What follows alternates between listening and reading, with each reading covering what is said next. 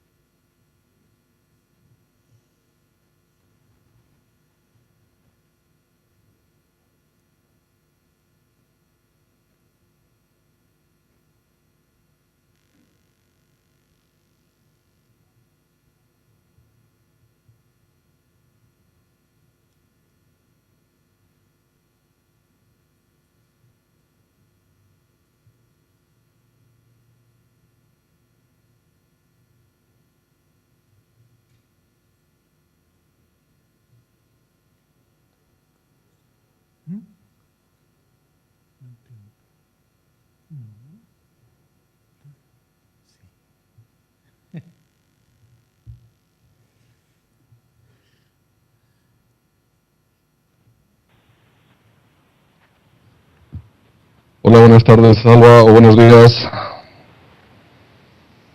Ah, debo ser discreto, por lo que veo, ¿no, Alba?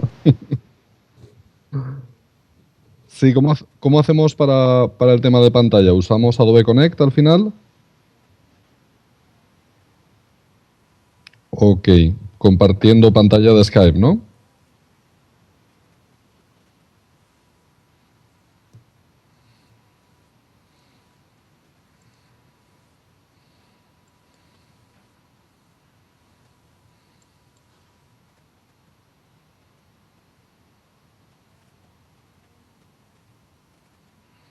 Ok.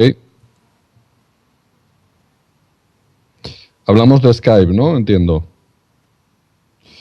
Ok, pues vamos a compartir pantalla.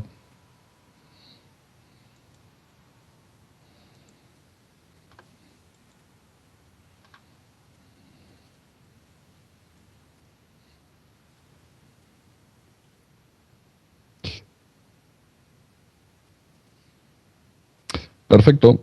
Pues muy buenos días a todos y todas, o muy buenos días a todas y todos, como queráis, como lo prefiráis vosotros. A través del streaming se ve francamente bien. He visto a muchos amigos sentados en la sala y quisiera saludaros a todos y todas también, pero por los 15 minutos que me han dado me parece que lo que debo de hacer es ir directamente a la presentación y no gastar el tiempo en esto, ¿no? En primer lugar, agradecer a Celso Garrido por la paciencia de trabajar con nosotros y de atender de una forma extraordinariamente amable a las circunstancias personales de cada uno. Mi intención era estar con vosotros allí en Santiago, pero por razones domésticas esto no ha podido ser y bueno, esta presentación la hago a través de este medio. Celso se ha enfadado cuando ha visto las diapositivas y me ha dicho que en 15 minutos es imposible hablar de todas estas cosas. Y le he dicho que, bueno, lo voy a intentar al menos, ¿no? Porque al final, cuando se habla de educación continua, de formación permanente, a mí me gusta siempre introducir el concepto de innovación y de competencias, que son dos cuestiones que creo que están, digamos, combinadas, siempre tomadas de la mano, ¿no? Solo decirles que formación permanente tiene una vinculación o educación continua, tiene una implicación muy importante con lo que es la vida profesional de un individuo, individuo que pretendemos que esté insertado en el mercado laboral con unos niveles competenciales que le permitan no ir al paro o quedarse fuera de juego profesional. En el siglo XX, quizá con un par de configuraciones, con un par de formaciones o con una sola formación, esto era posible, mantener estos niveles de competencia. La experiencia profesional y la actualización eran bastante para esto, y esto es cierto, o era cierto en el siglo pasado, pero la configuración realmente ha cambiado notablemente. Actualmente, en los 40 años prácticamente de vida profesional, dentro de poco en España probablemente sean 45 años de vida profesional lo que nos obligue el sistema, los profesionales nos encontramos con la necesidad de actualizar nuestro currículum profesional al menos 4, 5, 6 veces. Las universidades están muy bien organizadas para dar formación de base, para dar competencias, digamos, básicas, competencias técnicas de base. Les cuesta mucho reorganizarse para poder dar respuesta a estas necesidades de formación permanente que básicamente vienen de la mano de los cambios tecnológicos, de cambios normativos, como nos comentaba el colega mexicano, o incluso de cambios organizativos. Al final, si uno mira el diccionario, crisis, cambio e innovación son tres términos que además coinciden en su significado. Claro, cuando uno habla de innovación tiene que tener muy claro de qué tipo de innovación está hablando, sobre qué tipo de innovación. A mí personalmente me gusta mucho la aproximación del profesor Nieto. Distingue la investigación y el desarrollo como el proceso de transformación de financiación en conocimiento. Esto las universidades entendemos que sabemos hacerlo bien y que, bueno, indudablemente podemos mejorar nuestros procesos de conversión, de generación de conocimiento, pero, bueno, si esta linealidad existe, es posible actuar. Ahora bien, cuando hablamos de innovación, hablamos de tomar conocimiento y generar valor añadido. El proceso es un poquito diferente y aquellos que nos dedicamos sistemáticamente a hacer trabajos de vinculación, nos dedicamos precisamente a ayudar a transferir conocimiento a las empresas a través de los individuos para que puedan generar valor añadido en sus organizaciones, para que puedan generar valor añadido que además después se pueda transferir y se pueda implementar en el mercado como productos o como servicios que sean exitosos. Beatriz antes hablaba de Schumpeter. A mí, aparte de parecerse un poquito a Nosferatus, que bueno, cada uno es como es, Schumpeter era un genio que en los años 50 fue capaz de identificar en qué espacios es posible en las organizaciones generar innovación. Y su lista, permítame decirles que todavía no he visto demasiadas innovaciones sobre esta lista. Es bastante exhaustiva y cuando uno intenta hacer formación para profesionales que están en el mercado, que tienen que hacer innovación en alguna de estas dimensiones, la aproximación a la educación continua, a la formación permanente, empieza a hacerse de una forma singular, al menos de una forma diferente. Y esto nos permite racionalizar la segunda parte de la presentación o las segundas ideas que yo quería compartir con ustedes.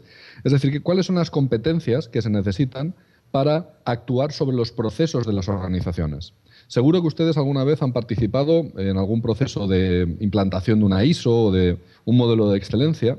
Hay una serie de procesos que son los que producen satisfacción en el cliente, otros procesos que dependen de la dirección y hay otros procesos que soportan que todo esto exista.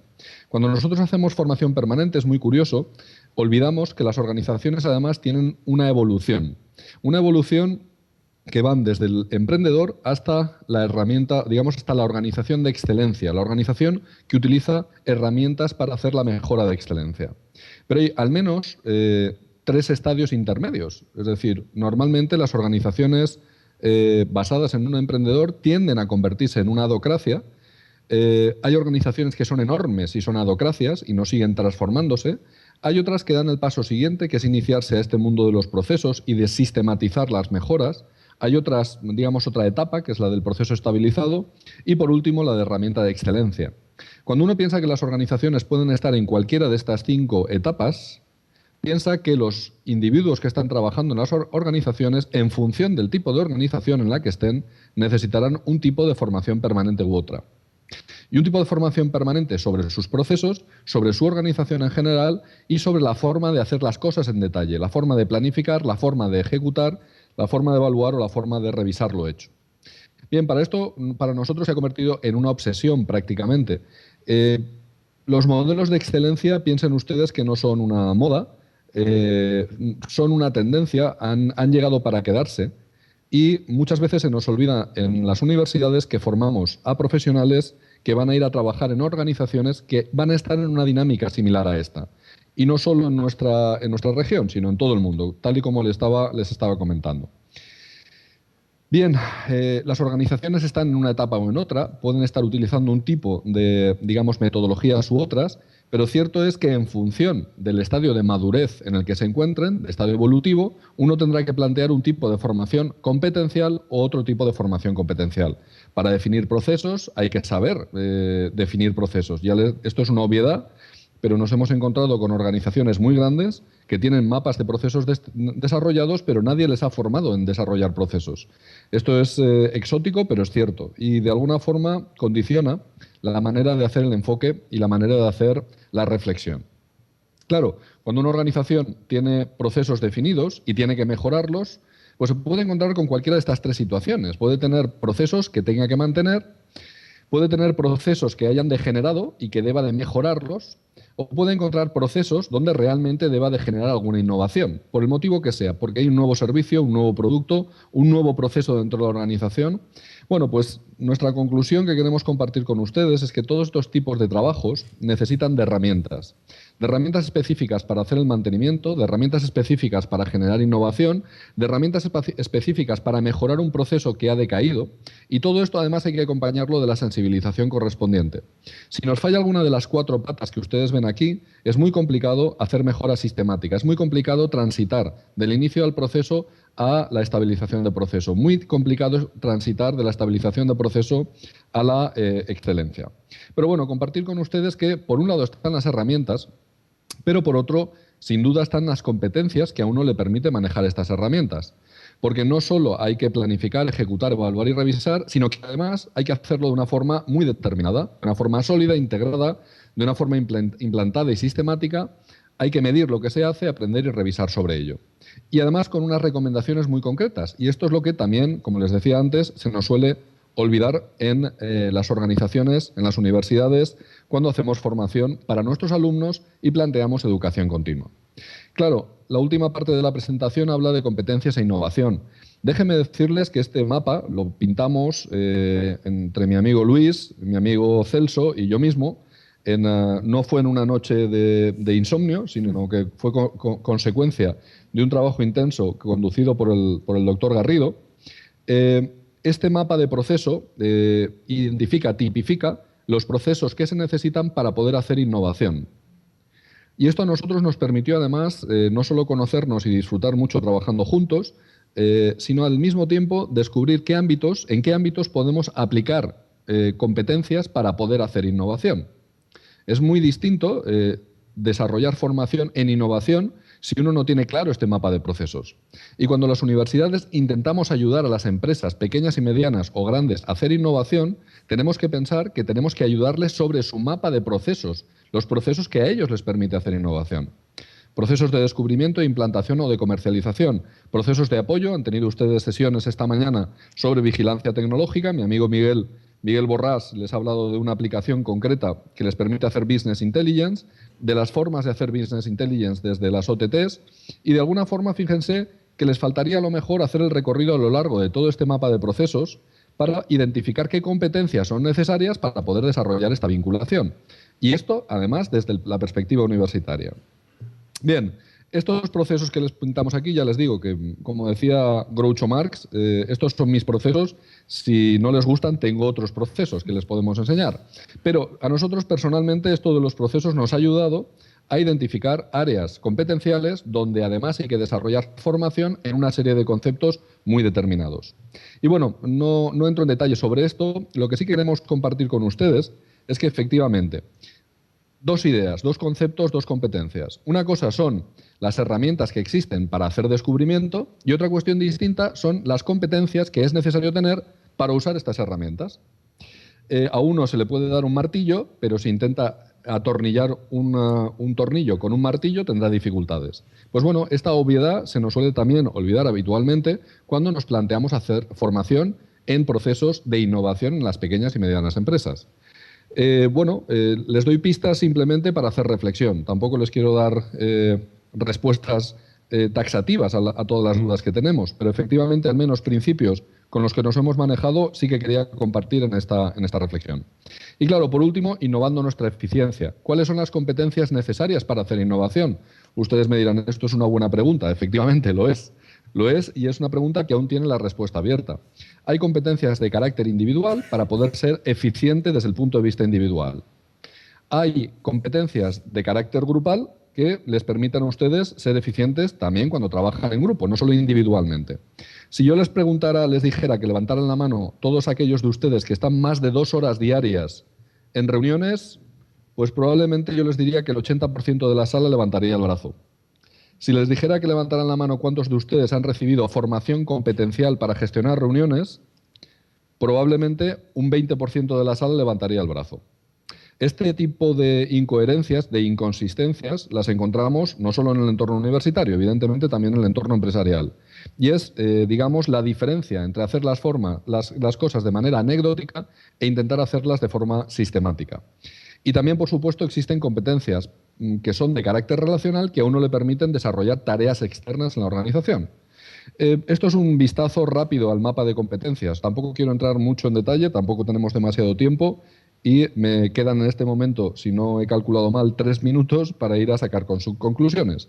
Bien, la mayoría de las formaciones que desarrollamos se conducen hacia el proceso, hacia los procesos que en teoría producen satisfacción al cliente. Toda nuestra formación tiene una componente técnica muy importante que da respuesta a esto.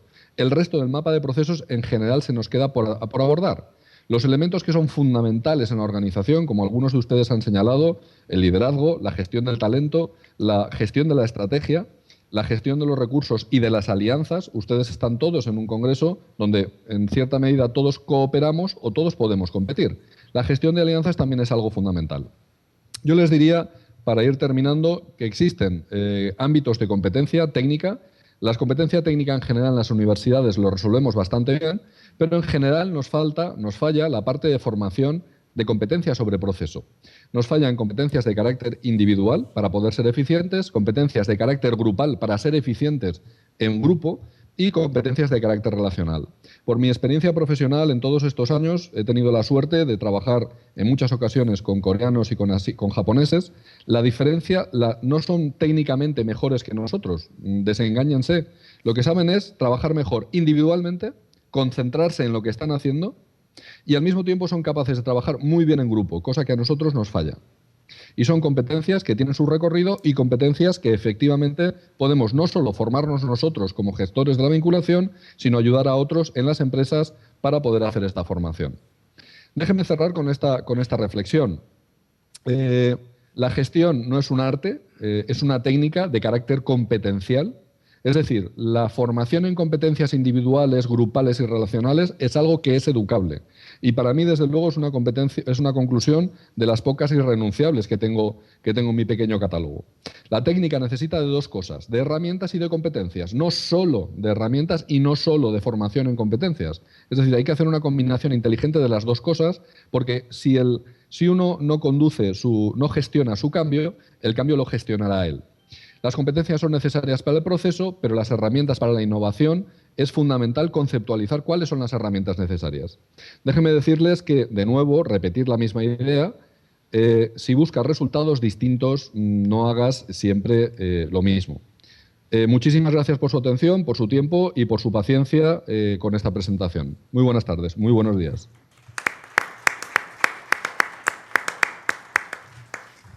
Bien, de esta manera entonces se ha concluido con las presentaciones que estaban previstas para este panel, formación de competencias para la relación universidad-empresa. No sé si por el tiempo hay... 5 minutos para preguntas. 5 minutos entonces, si hay alguna pregunta.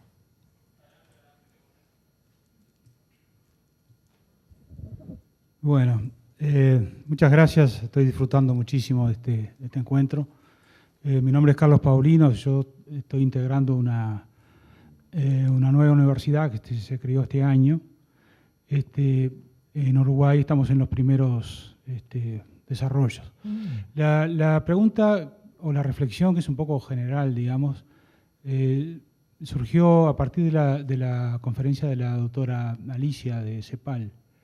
Y después un poco sentía, digamos, por lo que está en mi formación y un poco en mi cabeza, que lo tendría que hacer explícito a los panelistas también. Cuando decimos ventajas comparativas versus ventajas competitivas, es un concepto muy clásico y extremadamente útil.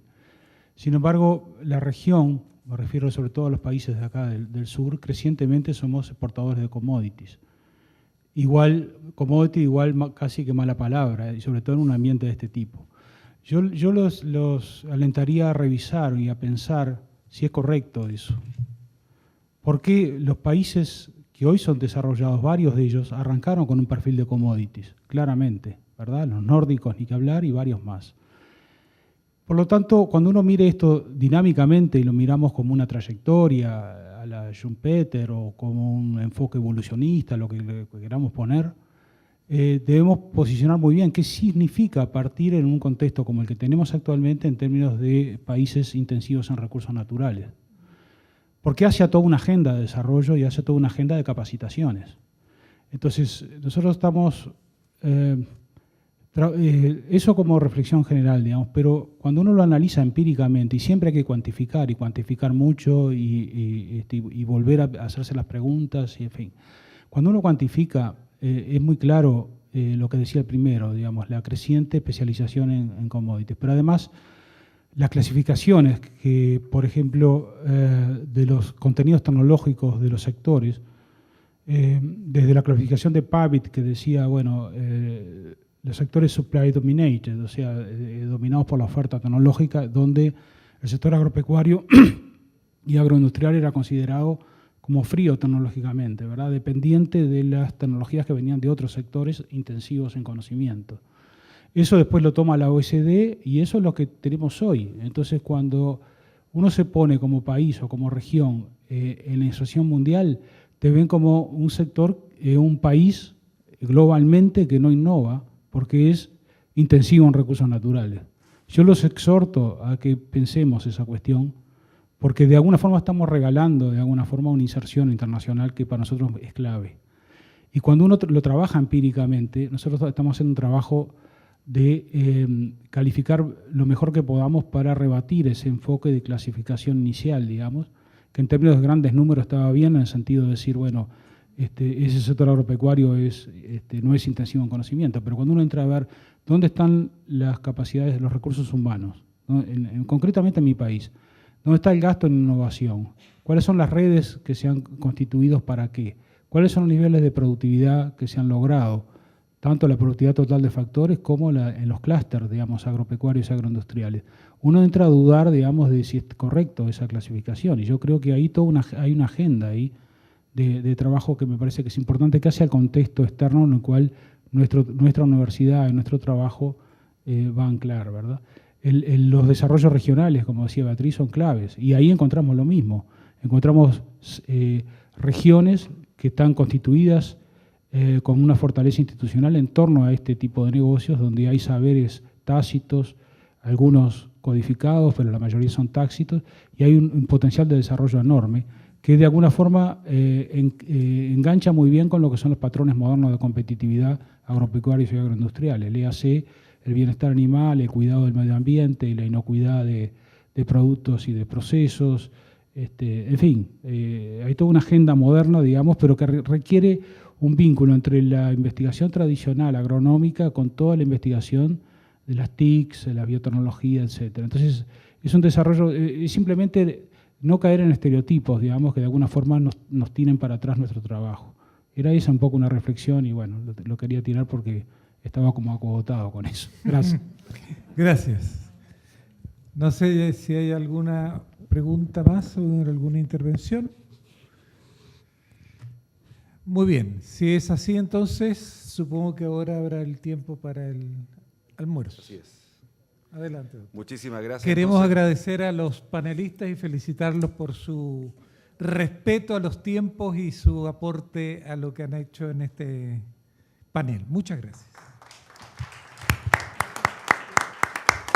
muy bien, pues muchísimas gracias entonces a todos los panelistas, tanto presenciales como virtuales también, y por supuesto gracias al director de rediseño curricular de nuestra universidad, don Rafael Sarmiento Godoy Guevara, que ha moderado esta instancia tan importante sobre formación de competencias para la Red Universidad Empresa. Muchísimas gracias y como él ya lo decía, vamos a hacer una pausa para el almuerzo. Les invito a vincularnos con la comida, ¿verdad? Tanta vinculación con el medio, vamos al medio gastronómico ahora. Y a las 15:30 nos juntamos acá nuevamente para la última parte de esta segunda jornada. Les sugiero, si es que quieren dejar sus pertenencias acá, va a quedar todo cerrado, no hay ningún inconveniente. Sí, y verás como quieren en Chile, al amigo cuando es forastero, dice la canción. Así es que nos juntamos acá a las 3:30. Gracias.